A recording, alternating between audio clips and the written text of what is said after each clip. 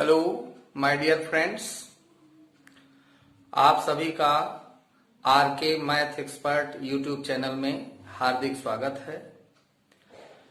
जैसा कि इससे पहले वृत्त से संबंधित हमने 2 पार्ट वीडियो बना दिए हैं और वीडियो के इम्पोर्टेंस को समझिए। यह वीडियोस आपके लिए बहुत ही महत्वपूर्ण है, तो मैं यही गुजारिश करूंगा कि वीडियो को शुरू से लास्ट तक देखा करें, सही ढंग से समझें और अपने करियर को बनाएं। वीडियो को लाइक शेयर अवश्य करें, कमेंट करें और सब्सक्राइब ज्यादा से ज्यादा कराएं। तो आइए इस वीडियो में हम कुछ और क्षेत्रफल से संबंधित समस्याओं के बारे में सीखें। जैसे कि एग्जाम्पल फर्स्ट है, इसमें 2 वृत्तों की त्रिज्याएं क्रमशः 8 सेंटीमीटर 6 सेंटीमीटर हैं। उस वृत्त की त्रिज्या ज्ञात कीजिए जिसका क्षेत्रफल इन दोनों वृत्तों के क्षेत्रफलों के योग के बराबर है। मतलब 2 वृत्त दिए गए हैं जिनकी त्रिज्याएं हमको मालूम है और एक नए वृत्त यानी तीसरे वृत्त की त्रिज्या हमको ज्ञात करना है। कंडीशन क्या है कि शुरू के 2 वृत्तों के क्षेत्रफलों के योग के बराबर तीसरे वृत्त का क्षेत्रफल है।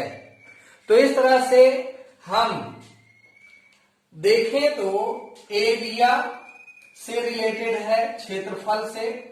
देखिए, एक पहला वृत्त ये है जिसकी त्रिज्या 8 है, दूसरा वृत्त ये है जिसकी त्रिज्या 6 है, तीसरा वृत्त जो इन दोनों वृत्तों के क्षेत्रफल के योग के बराबर वृत्त है, इस तीसरे वृत्त का क्षेत्रफल इन दोनों वृत्तों के क्षेत्रफल के योग के बराबर है। अर्थात एरिया 1 प्लस एरिया 2 इक्वल है एरिया 3। इस फिगर से हमने समझाने का प्रयास किया है कि 2 वृत्तों का क्षेत्रफल तीसरे वृत्त के क्षेत्रफल के बराबर है। तो हम यहां पर फार्मूला यही लगा देते हैं, area 1 plus area 2 equal area 3। Area किसका? वृत्तों का। तो वृत्त के क्षेत्रफल के लिए फार्मूला हमारे पास है पाई r1 square plus pi r2 square equal area 3 के लिए भी फार्मूला है, इक्वल के राइट साइड में पाई r3 स्क्वायर। तो इस तरह से देख रहे हैं लेफ्ट हैंड और राइट हैंड। लेफ्ट हैंड में 2 वृत्तों के क्षेत्रफल का योग तीसरे वृत्त के क्षेत्रफल के योग के बराबर है जो राइट हैंड में है। यहां लेफ्ट हैंड में 2 पदों में से पाई की वैल्यू को हम कॉमन ले सकते हैं, तो ब्रैकेट के अंदर बचेगा r1 का स्क्वायर प्लस r2 का स्क्वायर और राइट साइड में वही वैल्यू उतार लेते हैं पाई r3 का square. Left hand right hand equal value pi pi cancel हो जाएगा, तो हमें यहां क्या प्राप्त होता है, r1 का स्क्वायर प्लस r2 का स्क्वायर इक्वल r3 का स्क्वायर।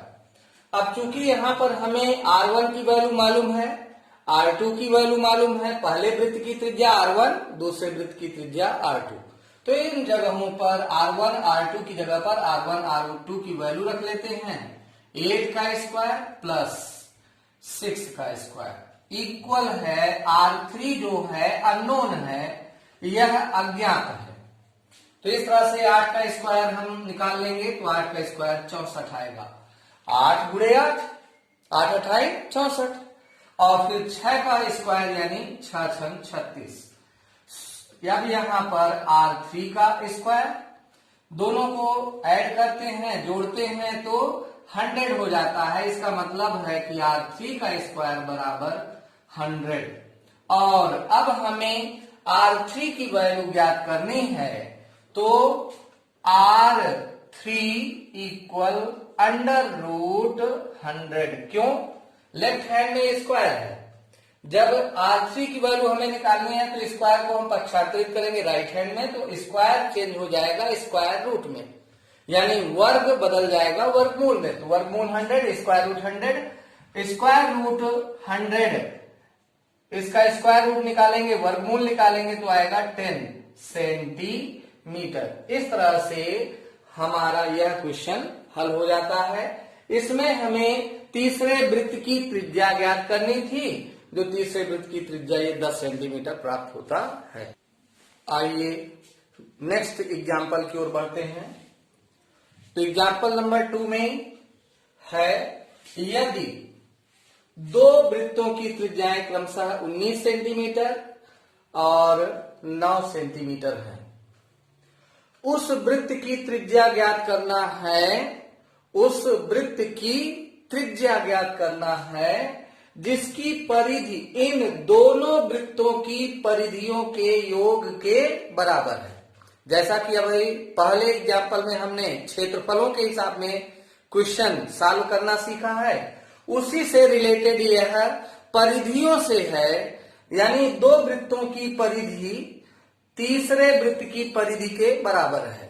परिधि को हम सरकमफ्रेंस कहते हैं इंग्लिश में, इसलिए यहां पर हम सरकमफ्रेंस फर्स्ट वृत्त का और सरकमफ्रेंस ये सेकेंड, इन दोनों परिधियों का योग बराबर है किसके? तीसरे वृत्त की परिधि के बराबर।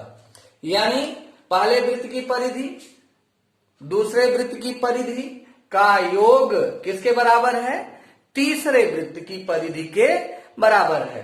तो हम यहां पर इस तरह का एक रिलेशनशिप लगा करके हम सॉल्व कर सकते हैं। तो आइए हल करते हैं।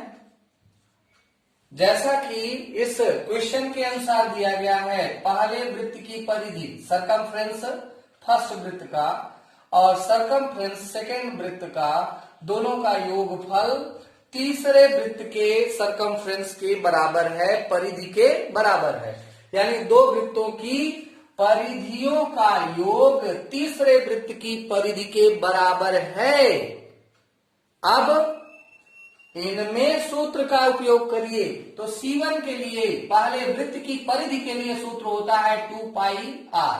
तो पहले वृत्त के लिए 2 पाई r1 और इस प्रकार से 2 पाई r2 इक्वल है 2 पाई r3। लेफ्ट हैंड में दो पदों में है, यह लेफ्ट हैंड कितने पदों में है? दो पदों में है, और राइट हैंड में सिंगल एक पद है। तो इन दोनों पदों में कॉमन संख्या है 2 पाई, तो इनको हम कॉमन ले लेते हैं। 2 पाई कॉमन लेते हैं तो ब्रैकेट के अंदर बचेगा पहले पद पर r1 और दूसरे पद के लिए r2 बचेगा, और इक्वल में है 2 पाई r3। अब same value left hand right hand same value cancel हो जाएगी, तो यहां पर है r1 धन r2 इक्वल r3। अब सीधा सीधा क्वेश्चन है, r1 हमारे पास ये है, r2 ये है। r1 की जगह r1 की वैल्यू, r2 की जगह r2 की वैल्यू रख लीजिए। 19 धन 9 और ये बराबर है r3।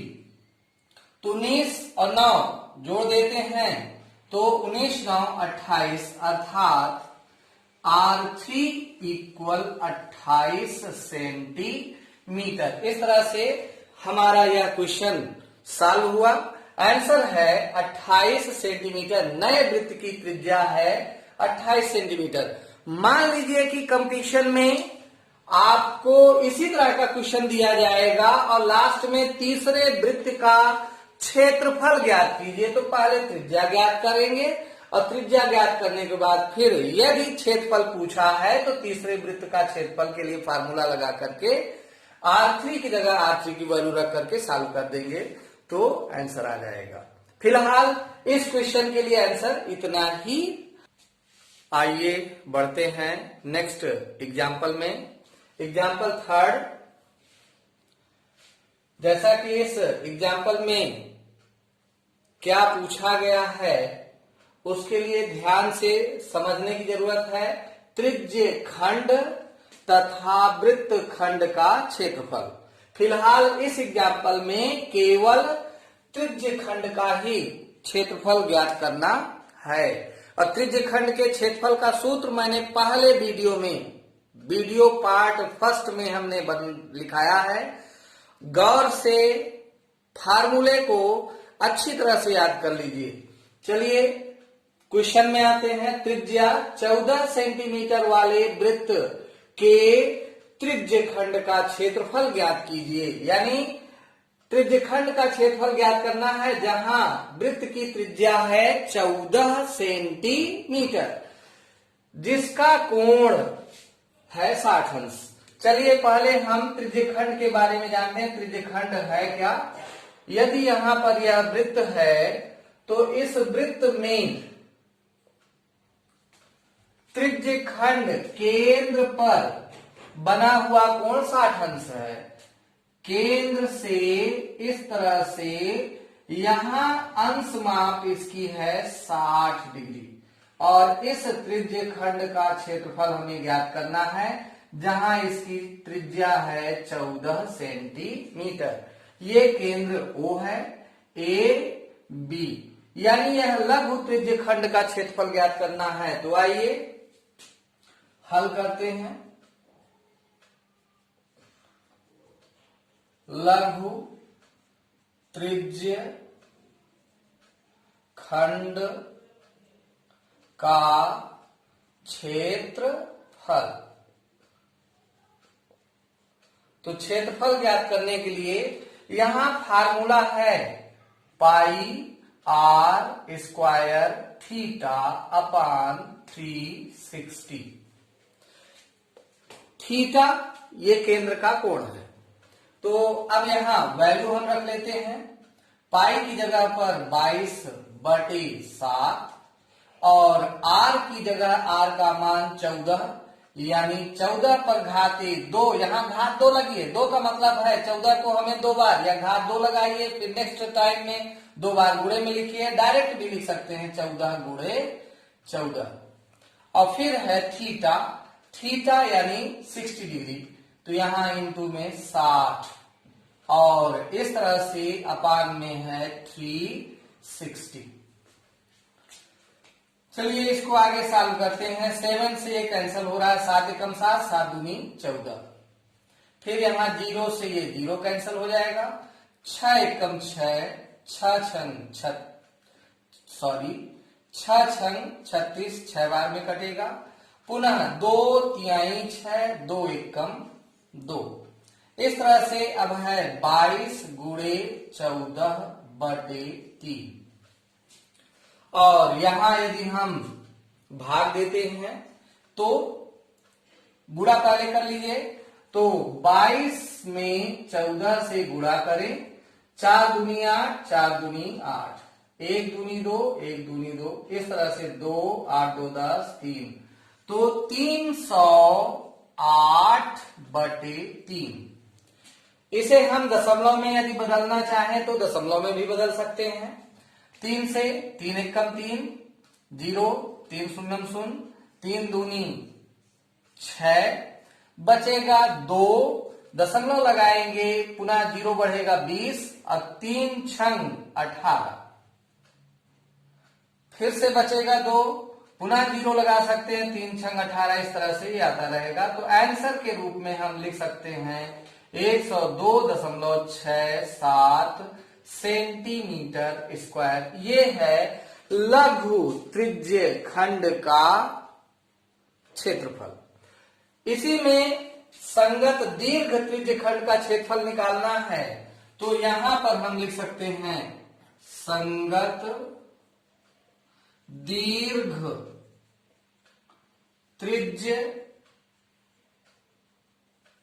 खंड। अब दीर्घ त्रिज्य खंड क्या है? लघु त्रिज्य खंड ये है जो छायांकित भाग है, और जो इधर ऊपर है यह है दीर्घ त्रिज्य खंड। तो दीर्घ त्रिज्य खंड के लिए फार्मूला इसी तरह से ये लगाएं, या तो फिर वृत्त के क्षेत्रफल से इस त्रिज्य खंड का क्षेत्रफल माइनस कर दें। तो यहां पर ये हो गया वृत्त का क्षेत्रफल माइनस लघु त्रिज्य खंड का क्षेत्रफल, लघु त्रिज्य खंड का क्षेत्रफल। तो आइए यहां वृत्त के क्षेत्रफल के लिए पाई आर स्क्वायर और माइनस लघु त्रिज्य खंड का क्षेत्रफल ये हमारे पास है, तो 308/3। अब पाई का मान हम यहां पर रखेंगे, तो पाई का मान हमारे पास है 22/7। आर का मान है 14, यानी 14 गुणे 14 और माइनस में 308/3। 7 एकम 7, 7 दूनी 14। अब यहां पर 22 दूनी 44, 44 गुणे 14 इस तरह से, और माइनस 308/3। 14 से 44 में गुणा करते हैं, तो यहां पर 14 चौके 56, 14 चौके 56, 14 चौके 56, 56 5 61 इतना, माइनस 308/3।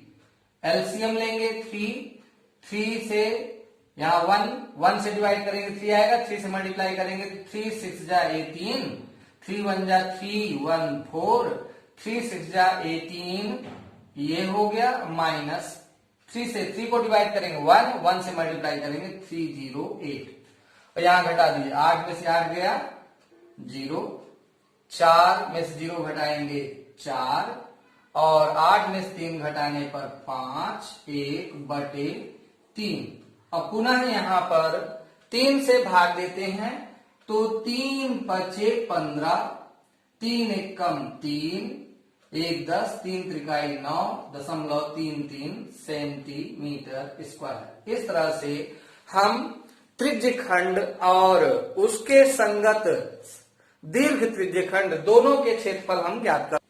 नेक्स्ट एग्जाम्पल की ओर चलते हैं। एग्जाम्पल नंबर 4, 10 सेंटीमीटर त्रिज्या वाले एक वृत्त की जीवा केंद्र पर समकोण अंतरित करती है। समकोण यानी 90 अंश, सबको पता है। तो 10 सेंटीमीटर त्रिज्या है, 10 सेंटीमीटर त्रिज्या वाले वृत्त की जीवा केंद्र पर समकोण अंतरित करती है, अर्थात फिगर में देखें तो जैसे कि यह जीवा हो गई और केंद्र पर यहां 90 डिग्री का कोण बनता है, और जीवा यहां पर है, त्रिज्या यहां पर है 10 सेंटीमीटर। तो त्रिज्या 10 सेंटीमीटर जबकि यहां 90 डिग्री का कोण है, और हमें लघु वृत्त खंड का क्षेत्रफल बताना है, इसके साथ साथ दीर्घ का भी बताना है। तो समकोण अंतरित करती है, तो लघु वृत्त खंड तथा दीर्घ वृत्त खंड का क्षेत्रफल ज्ञात कीजिए। बहुत ही सरल है, केवल ध्यान दीजिए और सूत्र का उपयोग करके सॉल्व कीजिए। अन्य एग्जाम्पल्स जो भी हों कंपटीशन में इस तरह क्वेश्चन आते हैं, सूत्रों के माध्यम से भी सॉल्व कर सकते हैं। तो आइए 10 सेंटीमीटर त्रिज्या वाले वृत्त की लघु वृत्त खंड का क्षेत्रफल ज्ञात करना है। ध्यान दीजिए, इस दोनों त्रिज्याओं के द्वारा ये त्रिज्य खंड बन रहा है। यदि त्रिज्य खंड का क्षेत्रफल हम ज्ञात कर लें और उसमें से त्रिभुज का क्षेत्रफल घटा दें, तो लघु वृत्त खंड का क्षेत्रफल ज्ञात हो जाएगा। तो हम यहां पर हल करने के लिए क्या करेंगे, लघु वृत्त खंड का क्षेत्रफल बराबर ध्यान से करिए। यदि आप अच्छे ढंग से वीडियो को देख करके सॉल्व करते हैं तो इस तरह के कई क्वेश्चंस आप सॉल्व कर सकते हैं। लघु वृत्तखंड का क्षेत्रफल बराबर त्रिज्य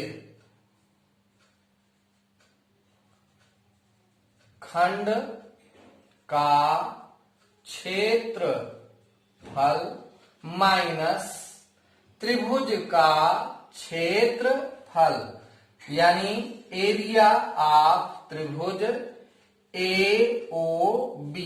AOB। अब आइए यहां पर सॉल्व करते हैं। त्रिज्य खंड के लिए फार्मूला हमारे पास है पाई r स्क्वायर थीटा अपान 360। इसके पहले वाले क्वेश्चन में हमने इस फार्मूले का यूज किया है। तो अब इतना और माइनस इस त्रिभुज का क्षेत्रफल, देखिए यहां 90 डिग्री है तो एक भुजा इसकी लंब हो जाएगी और दूसरी ये भुजा आधार हो जाएगी। और त्रिभुज के क्षेत्रफल के लिए फार्मूला है 1/2 आधार गुणे ऊंचाई, अर्थात ये 1/2 गुणे आधार, किसी एक भुजा को आधार मान लें OA और ऊंचाई OB। इस तरह से हम सॉल्व कर सकते हैं। अब यहां मान रखिए पाई की वैल्यू के लिए इंडिकेट किया गया है। जब क्वेश्चन में इंडिकेट किया जाएगा पाई की वैल्यू इतना तो यही रखना है, 22/7 नहीं रखना है। तो चलिए पाई की जगह पर हम रख लेते हैं 3.14 गुणे r 10 सेंटीमीटर है तो 10 गुणे 10 और थीटा समकोण यानी 90 डिग्री, तो यहां पर 90 डिग्री ये रखते हैं अपान में 360 माइनस 1/2 गुणे OA 10 OB भी है 10, क्योंकि त्रिज्याएं 10 दोनों तरफ बराबर, तो यहाँ एक ही वृत्त की त्रिज्याएं बराबर होती हैं, इसलिए 10 इधर भी 10 इधर भी। पुनः अब 0 से ये 0 कैंसिल होगा, 9 1 जा 9 से काट दीजिए, 9 से 9 एकम 9, 9 चौक 36, 2 से 2 दूनी 4, 2 पंचे 10, 2 से 2 एकम 2, 2 पंचे 10 और यहाँ 2 एकम 2, 2 पंचे 10। इस तरह से 3.14 गुणे 5 में 5 से गुणा कर लीजिए, 5 5 25 माइनस यहां पर 10 5 50। अब इसमें गुणा करके 50 घटा दीजिए तो 3.14 में गुणा करते हैं 25 से, और इस तरह से 5 24, 5 एकम 5 2 7, 5 तिहाई 15, 2 चौक 8, 2 एकम 2, 2 तिहाई 6, 0 7 8 15, 5 2 7 1 8 6 और 1 7। इस तरह से दशमलव 2 स्थान के बाद यहां होगा, तो इस तरह से 78.50 माइनस 50। अब इसको घटा देंगे तो यहां पर 50 घटाते हैं 0 5 और यहाँ 8 यहाँ 2। इस तरह से आंसर हमें प्राप्त हो जाता है 28.50 सेंटीमीटर स्क्वायर। ये लघु त्रिज्य खंड का क्षेत्रफल है। यदि हमें अब दीर्घ वृत्तखंड का क्षेत्रफल ज्ञात करना है तो दीर्घ वृत्तखंड का क्षेत्रफल माइन इक्वल पूरे वृत्त का क्षेत्रफल, पूरे वृत्त के लिए वृत्त का क्षेत्रफल माइनस लघु वृत्तखंड का क्षेत्रफल घटा दीजिए, लघु वृत्तखंड का क्षेत्रफल। तो अब सॉल्व करिए, वृत्त के लिए हो जाएगा पाई r स्क्वायर और लघु वृत्तखंड का क्षेत्रफल ये हमारे पास है 28.50। मान रख लीजिए 3.14 गुणे 10 गुणे 10 माइनस 28.50। 10 से 10 में गुणा करेंगे 100, 100 से इसमें गुणा करेंगे 2 स्थान दशमलव हट जाएगा, यानी शुद्ध रूप में संख्या प्राप्त होगी 314 और माइनस 28.50। दशमलव की संख्याओं का जोड़ हो, घटाना हो, उसमें गलती ना करेंगे। 314 में से घटाना है 28.50। दशमलव के आगे 00, यहाँ 0 कैरी लेंगे, उधार लेंगे। 10 में से 5 गया, 5 बचा। और यहाँ पर 13 में से 8 गया, 5 बचा। यहाँ फिर 0, 1 उधार लेंगे। 10 में से 2 गया, 8 बचा। 285, यानी आंसर है 285.50 सेंटीमीटर स्क्वायर। इस तरह से हम वृत्त खंड का क्षेत्रफल ज्ञात कर सकते। तो चलिए, इस वीडियो में हमने आपको बहुत सी महत्वपूर्ण चीजें बताई हैं और ये वीडियो आपके लिए बहुत ही इंपॉर्टेंट है। जो कंटिन्यूअस पढ़ने का प्रयास करेंगे वही आगे बढ़ेंगे। और वीडियो को लगातार देखिए, जब भी उपलब्ध होती हैं वीडियो देखिए, समझिए और अपने नॉलेज को इंप्रूव करिए। वीडियो आपको अच्छी लगे तो शेयर जरूर करें, सब्सक्राइब करावें, कमेंट करें और लाइक भी करें।